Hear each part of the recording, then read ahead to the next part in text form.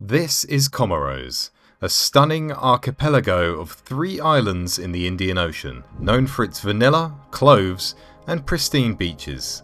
But most of all, this little nation is known for something far less stunning. Comoros is one of the poorest nations in the world and lags in almost every aspect of development, from alarmingly high rates of poverty to exceptionally low per capita GDP. Comoros has it all. There is no other way to put it. It is one of the weakest economies in the world, and the opposite of what a developed nation looks like. However, the fate of this island nation might change soon. This not-so-happening archipelago might be on the brink of a major economic transformation, thanks to the possibility of a discovery that has ignited new hopes and concerns. If it comes true, this transformation can flip Comoros' future and make it a case study of fascinating growth. However, to understand this potential future, we must find some answers. What is Comoros' current economic state, and how did Comoros reach where it is today? And finally, what is the discovery, and how can it flip this nation's future? In this video, we will answer all these questions and understand Comoros' past, present, and future. So let's start with Comoros' current economic condition. According to the IMF's World Economic Outlook report, Comoros has a real GDP of just 1.42 billion and a growth rate of 3.5%. Moreover, its per capita GDP based on purchasing power parity stands at $3,532. This means that the average person in Comoros earns merely $3,532 in a year. To put things in perspective, an average person in the United States earns 24 times more than an average Comoran. Now let's have a closer look at the nation's GDP. About 50% of its GDP comes solely from agriculture, including hunting, fishing, and forestry. While Comoros' agricultural products include coconuts, bananas, and rice, its agricultural exports mainly include cloves, lang-lang, and vanilla. Remittances from Comorans living abroad make up about 25% of the nation's GDP, while the rest comes from other sources, including the industrial sector, service sector, and trade. Being an island nation, Comoros has a great potential for tourism, just like Seychelles and Madagascar.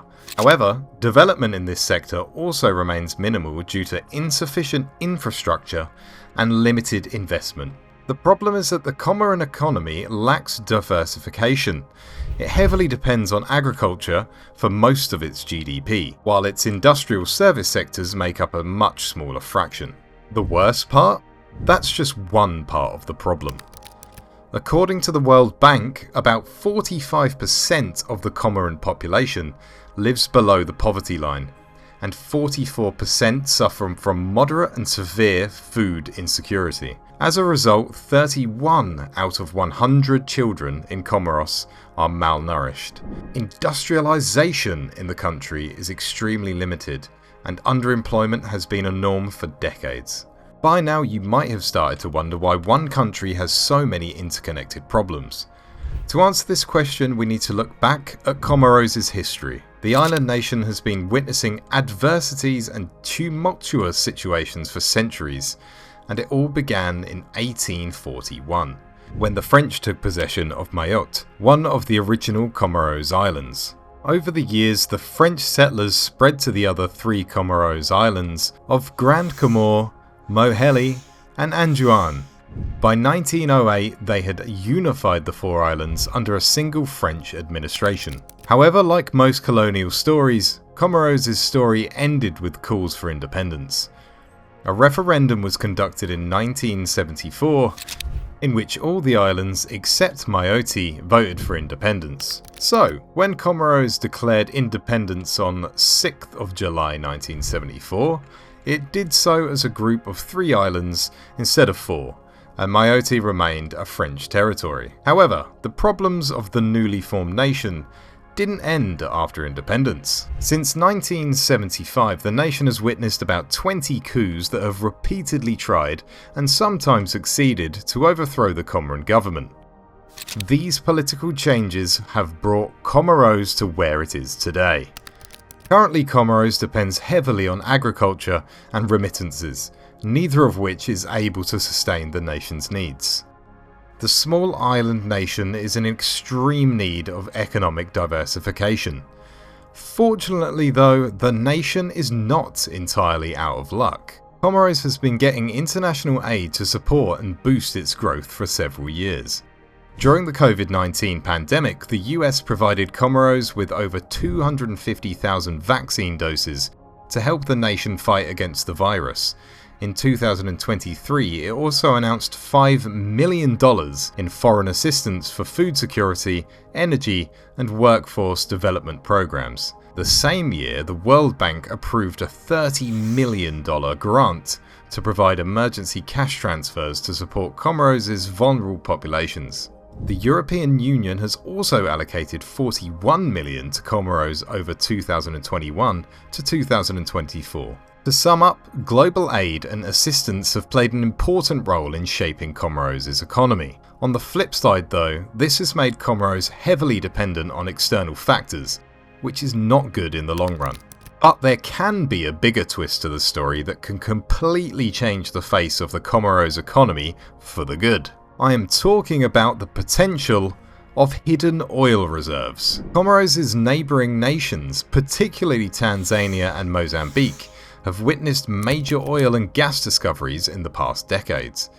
Mozambique boasts an estimated 150 trillion cubic feet (TCF) of natural gas, while Tanzania's reserves are estimated to contain about 23 TSC of gas. Comoros' proximity to such oil-rich nations has made it the next choice of oil companies, who hope to deserve similar reserves in the island nation.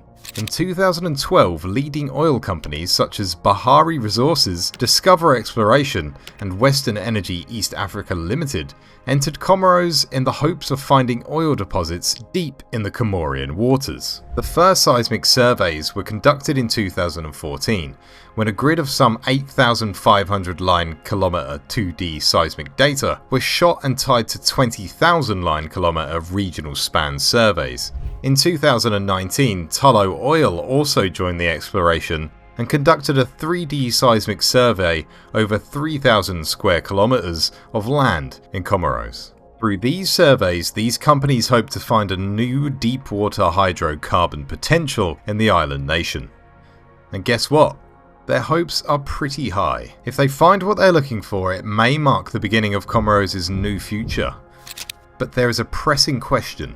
Will this future be a blessing or a curse? Well, it can be both. Let's look on the bright side first. Oil companies will race to dominate the new reserves.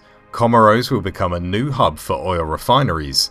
Infrastructure and revenue will see a massive boost. All this development will also mean more and better jobs, and the nation will start attracting billions of dollars in foreign investment instead of aid. That's not even all.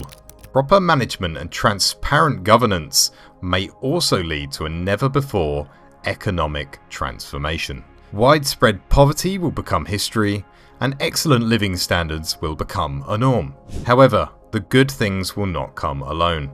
Like everything, new hydrocarbon discoveries in Comoros will also bring potential risks. Let me tell you about the first and biggest risk: resource curse. Resource curse is a paradoxical situation that occurs when a country rich in natural resources suffers from low or stagnant economic growth because of being rich in natural resources. This usually happens when a country starts relying too heavily on its resource sector for economic growth. An unevenly large chunk of labour and capital starts flowing into just a few sectors, harming the other sectors and the economy as a whole. For example, take the case of Angola. Over 75% of its national revenue comes solely from its oil and gas resources. Due to this overdependence, the Angolan economy fluctuates with fluctuating oil and gas prices. Nigeria is another example.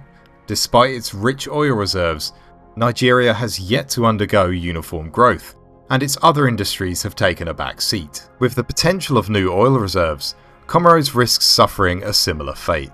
There is also the risk of environmental damage, which always accompanies new oil discoveries. Moreover, more resources investments in a single sector can also lead to corruption. Leaders can abuse their powers by assigning legal contracts to get more investments and money. All in all, new oil discoveries can be a boon and a bane to Comoros. Will Comoros reap the benefits of discoveries without falling prey to its risks? Only time will tell. What are your thoughts on the Comoros story? Are you hopeful about Comoros' future? Tell us in the comments. Meanwhile, like this video and subscribe to our channel if you enjoy watching such explainers on similar topics. We'll see you in the next video.